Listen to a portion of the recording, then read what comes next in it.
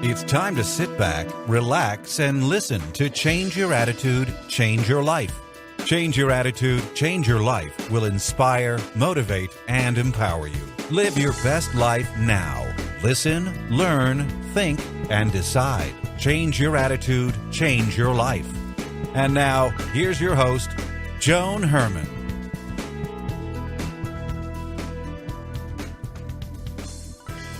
Welcome to Change Your Attitude, Change Your Life. You're listening to us in your neighborhood from coast to coast and around the world. Thanks for tuning in. I'm Joan Herman, author, speaker, and your host. Change Your Attitude, Change Your Life brings you interviews with some of the most inspirational and influential people in the world. It's our goal to educate and empower you so you can live your best life now. Thank you for taking time for yourself, and thank you for letting us be a part of your life. We have another great show for you today. Joining me today is Bryce Wylde, a natural healthcare practitioner who is here to talk about how we can harness the powerful healing of plants. Bryce has been a regular guest on the Dr. Oz Show and is a member of the show's medical advisory board. He's frequently appeared on the Discovery Channel and ABC's Good Morning America Health. Bryce is the author of The Antioxidant Prescription, How to Use the Power of Antioxidants to Prevent Disease and Stay Healthy for Life, and Wild on Health, Your Best Choices in the World of Natural Health. He's also the co-author of the book, Power Plants. Welcome, Bryce. Thanks for joining us today. Joan, it's a real pleasure. Thank you so much for having me on the show. Well, Bryce, I love the topic. I think it's an area that we really overlook the gift of what nature has given to us, and that we've really become a society determined to get a quick fix to any ailment. We turn to that prescription bottle to get the job done, and your work teaches that there may be other options. What does the research say about the power of plants, and who's conducting this research? You know, it's a great set of questions, Joan, to kick this off. There really is such incredible power to plants. I think we've known this intuitively and empirically over the years. We've collected so much data that goes back so many millennia. And the way this is really, disseminated through the years, through various tribes and our ancestors is by story, taught by elders and passed down through the years and used for so long now that it's sort of just been taken for granted for so long. Now, science has come along the last couple of hundred years to employ double-blind, placebo-controlled, randomized trials. And I should say that I hold mainstream medicine in highest regard and the scientific methodology. Now, having said that, for too long now, until maybe recently, we've ignored the power within plants and sort of, attributed so much of what mainstream has to offer to chemical and pharmacologic type medicine. But let me just remind people, because I know they know this intuitively, so much of what pharmaceuticals and mainstream conventional medicine has to offer is derived from plants. Mm-hmm. So many of the medicines that have been created over the last number of years actually comes from plant material originally, and then sometimes played with in the laboratory, and then, sort of synthesized and turned into standardized medicines. And that's fine, and that's great, and some medicines are incredible for you. But the healing power of plants is really not just single ingredient, this for that medicine, a symptom approach whereby now we've become sort of exhausted with this. I've got an ache, here's an anti-inflammatory. I've got, a pain over here, here's an anti-pain medication. Plants have something unique to offer, and that is to get the body to work better on its own, offering a multitude of what we call phytonutrients, antioxidants, minerals, things that get the body working better, and not just preventatively better, but when and if you are in a state of disease, to get the body the ingredients in order for it to work properly, to stay out of discomfort and pain, for example. So, and then to answer your question really about where's the research coming from, I mean, these what are called ethnobotanical databases which basically confer to us, scientists have discovered by picking apart plants the ingredients naturally found within them. These are, coming all over, coming out of Duke University, UCLA. This is coming from East to West Coast universities taking this interest because primarily, I believe, fueled by the public interest in wanting to take charge of our health. And this is what my book, Power Plants, talks about, literally growing more closely to home, local, natural, organic ingredients so as to fuel your body, again, to thwart disease. And so, the databases range, information ranges from the A-plus level science all the way down to that which is worthy for further investigation. And I sit on the medical advisory board, as you mentioned, to the Dr. Oz Show, And a lot of what we do is explore on the show ingredients that come from natural sources, plants included, that is worthy for further research. And sometimes you're looking at something that's a C plus. I'll give you an example. I mean, basil. We love basil. We put it on our pizza. It's an incredible ingredient. One of the power ingredients in basil is called cineol. And it's a really neat antibacterial to help with acne, for example. I mean, we teach you in the book how to take 20 leaves of basil, blend that up in your blender, add a little bit of yogurt, about half a cup, and guess what? You've got an incredible acne mask. And the antibacterial and also anti-aging, by the way, antioxidants found in this basil, including cineol, is a natural, very simple to use anti-acne mask that's very effective within about 10 to 20 days of use. Now, where's the science on that? I'm going to say it's about a C plus. It's not going to help everybody, and it doesn't compare to your average over-the-counter or even prescribed antibacterial cream. But it helps, and it does work. And for those that are more mild to moderate cases, I think people would see immediate effect. And the thing is, Bryce, when you're talking about these plants, really, what does someone have to lose? It's not going to hurt them. I took this approach, and this is a really basic example, but many years ago, my son experienced chronic ear infections, and he would have bacterial ear infections, and then he was also a swimmer, so he had swimmer's ear, and we did antibiotic drop after antibiotic drop, and it would go away and it would come back, and I was never comfortable with using so many antibiotics. And one day I read an article about garlic and the power of being antiviral, antibacterial, antifungal, and I made my own garlic oil. And I got the little dropper and I strained it and I heated the little spoon over the stove and I gave it a shot. And I'll tell you, within a week, his infections cleared up and he stopped getting them. And until recently, last week, he's 22 years old now. He called me up. He lives in another city. He said, I have ear pain. What do? I sent him to a health food store. I said, get a bottle of garlic oil. He dropped it in and he called me over the weekend and said, the swelling's gone, the pain is gone, and it's cured. It's healed up. So when you look at something like this, I would use these as a first line of defense because it can't hurt. You can always go to another level. And that's why I love what you're talking about today. And what are some conditions that you believe can be served well by using plants? Well, let's stick on garlic for just a minute because we do talk about garlic in the book. Joan, it goes so far beyond anecdote, and I think a lot of us have heard the power of garlic and in fact, the ingredients. And this is the power. Talk about the power in plants to define for those, hard, staunch scientists out there, the active ingredients, which is, some worthy of further investigation, others which are proven, time immemorial. So, the power within garlic are alliin and allicin. We've known this, heart healthy for some time. So helps to, modify our coagulatory, which is our blood thickness factor. It helps as an antioxidant prevent the inflammation on the lumen or the inside of the artery lining, which then, if there is, or some kind of an injury from hypertension, high blood pressure, or inflammation that occurs, that warrants the deposition of cholesterol. So the body's natural healing power to sort of take care of that as a Band-Aid, it starts to pack itself up. So garlic mitigates that. But beyond the heart healthy aspect of garlic, you mentioned antimicrobial effects. So in the UK, they've studied this, as well as spottedly throughout North America. Garlic is so powerful in terms of an antibacterial agent that it's able to treat MRSA, which is an acronym for methicillin-resistant Staphylococcus aureus. Okay, this is a very powerful bacteria that most antibiotics cannot treat. Methicillin is the choice antibiotic, and it can't even treat the most forms of this resistant strain. But guess what? Garlic at therapeutic strength can. And I want to touch on that for a moment. Therapeutic strength. So that means you can't eat enough garlic typically to deal with that level of an infection. But if you took garlic and you extrapolated or pulled out the active constituents alliin in garlic, which has been studied against MRSA, and you used it at powerful doses in an average human body, no side effects to talk about really, but it's going to kill that resistant strain of bacteria. That's pretty powerful when we're talking about a plant. So the supplements are just as effective as a live plant? Or more Supplements so. are more effective because they're concentrated forms of the active ingredient. So, this is something we have to keep in mind whenever we're talking about therapeutic or strength within medicinal dose versus just eating enough of this to thwart disease. So I'll give you another example.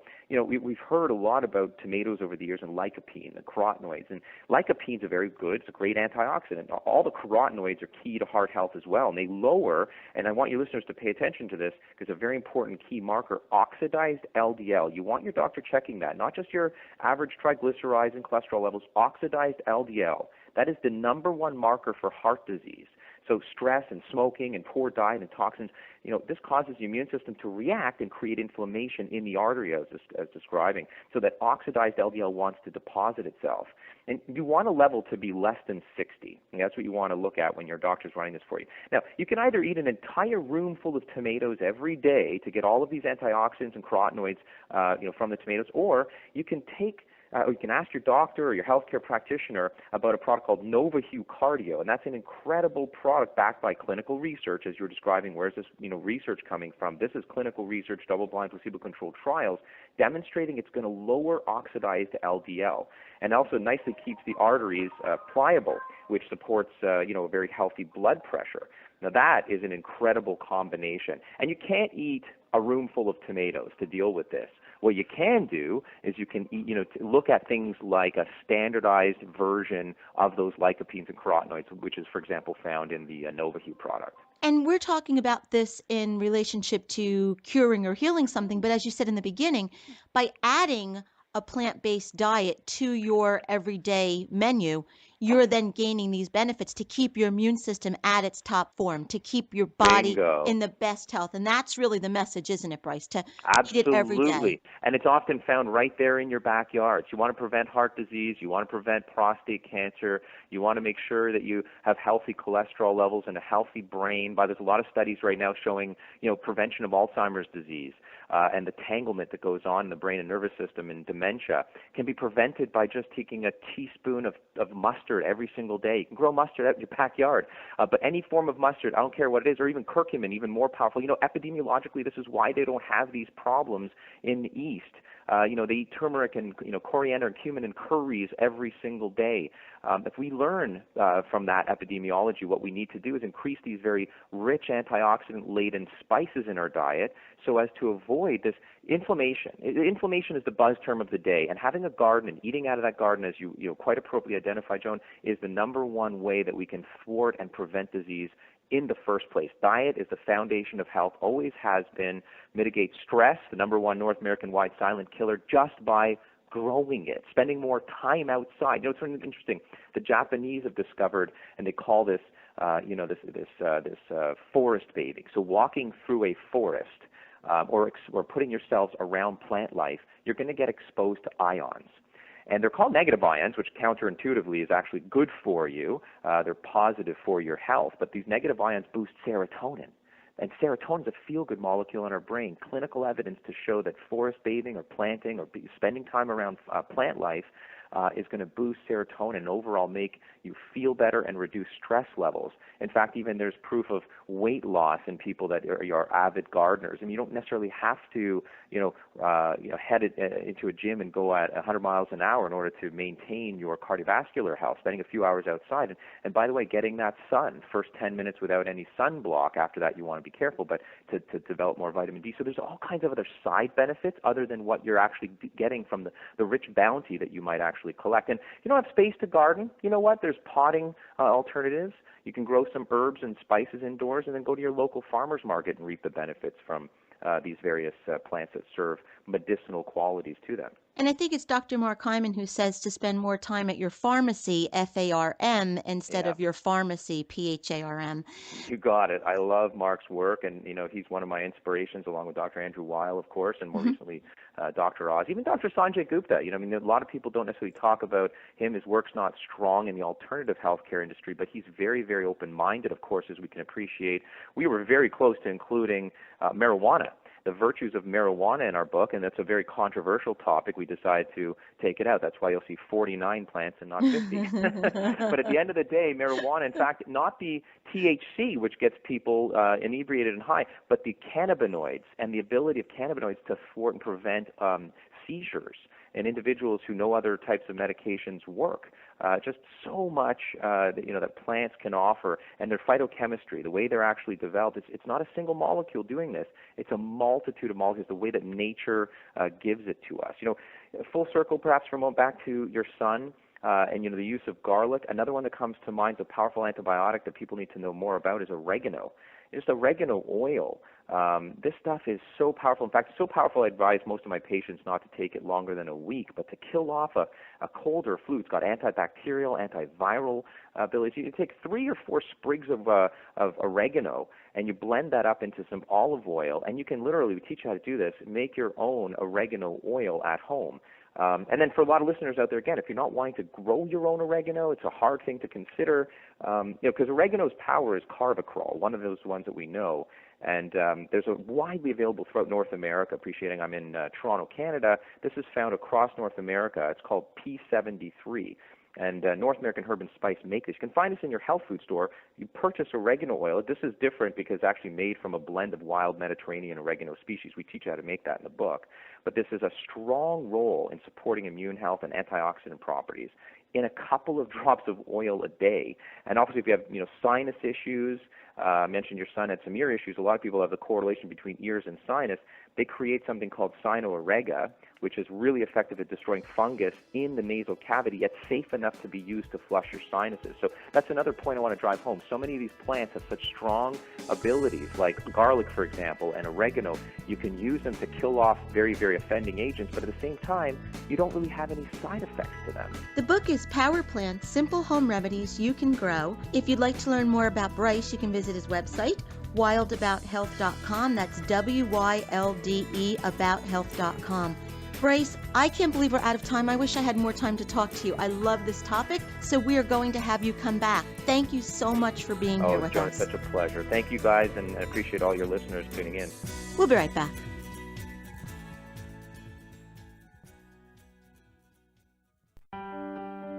Hi, this is Joan Herman, host of Change Your Attitude, Change Your Life. Did you know that Change Your Attitude, Change Your Life has a free monthly digital magazine that can be read online or emailed to your inbox? Every month, nationally recognized leaders in their field provide information to educate, inspire, and motivate you. We believe in a holistic approach to life, incorporating mind, body, and spirit. Check out a copy of Change Your Attitude, Change Your Life 24/7. Visit cyacyl.com and be sure to tell your friends.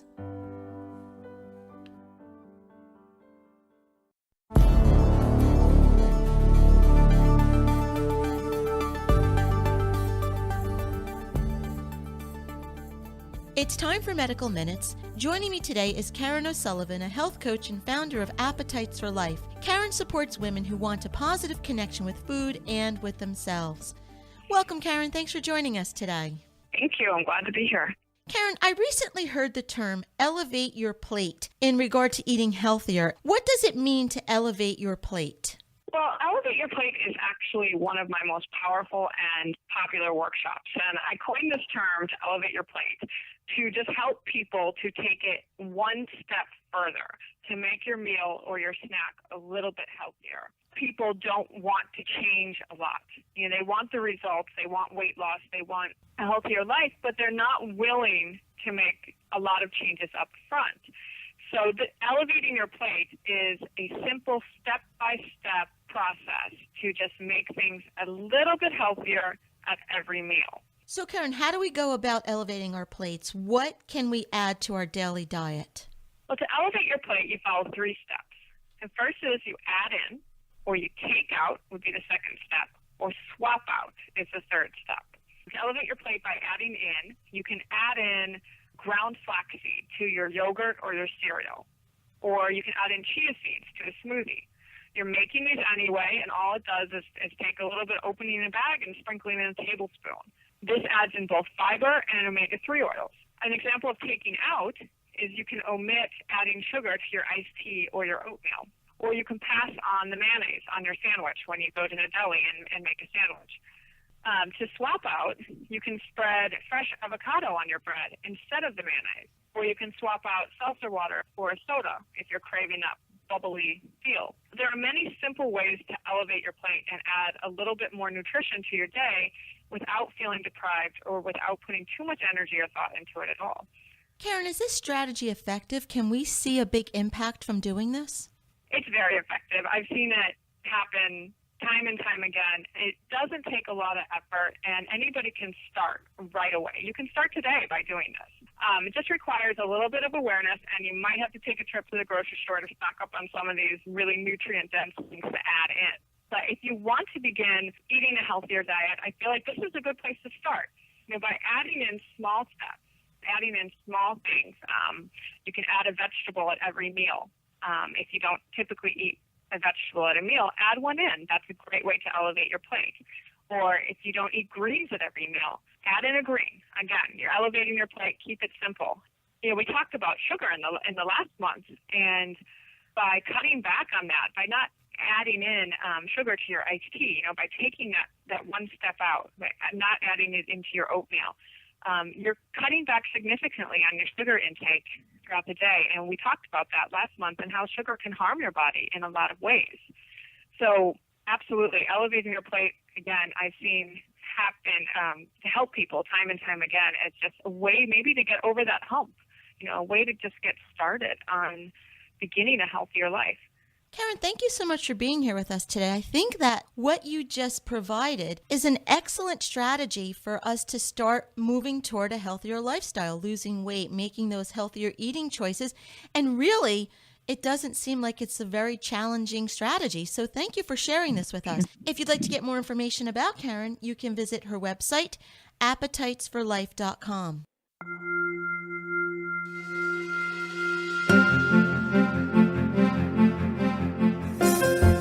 We all want to live happy, productive lives, but sometimes we just need a little help. Our Coach on Call experts provide strategies to help you live your best life now. Joining me today is Carol Kelly, a transformational change agent who is here today to talk about turning pain into power. Carol equips and empowers her clients to manage and leverage the human internal side of change called transition. Her holistic approach gets to the root cause of the issues, which create sustained, lasting change. Carol is a motivational speaker and teaches a high-impact transformational workshop entitled Pathway to Power. Welcome, Carol. Thanks for joining us today. Thank you for having me. Thank you. Carol, today we're here to talk about turning pain into power. In your opinion, what triggers pain? Pain is triggered off by transition. And transition are those things that we go through when something ends in our life, and especially something that brings disruption, distress, or discord. Something that was familiar to us or something that was very important to us. And when that ends, it triggers pain. How does one turn their pain into power? Is it possible to do that? Oh, sure, definitely. Pain is really a message to us that something needs to change. Just in your physical body gives you pain, you get a headache or something like that. Your body's really doing what it was designed to do, to let you know something's wrong. That is the way it is in life. When we get pain, it tells us that something needs to change. And when something comfortable or familiar is gone, transition, when the change is triggered, and it's triggered because transition not only recalls old hurts, it also threatens to throw us back into the state where we were in before the change occurred. It allows the pain to tell us and to communicate to us what needs to change and that something needs to change. We'll all be in a better place. What is the difference between those who are successful at this and those who are not? The people who are successful at turning their pain into power are the ones who embrace the transitions and embrace the pain. Those are the ones who seek help. Those are the ones who do not get stuck. Those are the ones who remain proactive rather than being reactive. Those are the ones who are willing to let go and to manage the endings. Those are the ones who are willing to mourn the endings but understand that it's a process. They are proactive, they're forward-looking, and they don't get stuck. That is the difference. Those who do not do those things will get stuck. They repeat patterns. They keep doing the same thing over and over. In a lot of instances, a lot of people, the rest of their lives are lived that way, and that is unfortunate. But those who are successful get through it, and they look back, they're reoriented, they are renewed, they have renewed strength and courage, and they are fulfilled. Carol, thank you for joining us today. If you'd like to get more information, you can visit centerfortransitionalchange.com.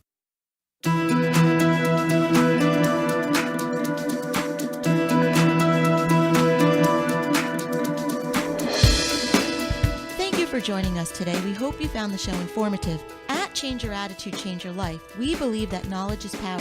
Take what you've learned, apply it, and live your best life now. Remember that the information provided are the opinions of our guests and should never replace the advice of a professional who knows your personal situation. If you'd like more information, visit our website, cyacyl.com. That stands for Change Your Attitude, Change Your Life. While on the site, listen to past shows on demand, read the digital magazine, take part in the book club, and be sure to follow the show on Facebook and Twitter.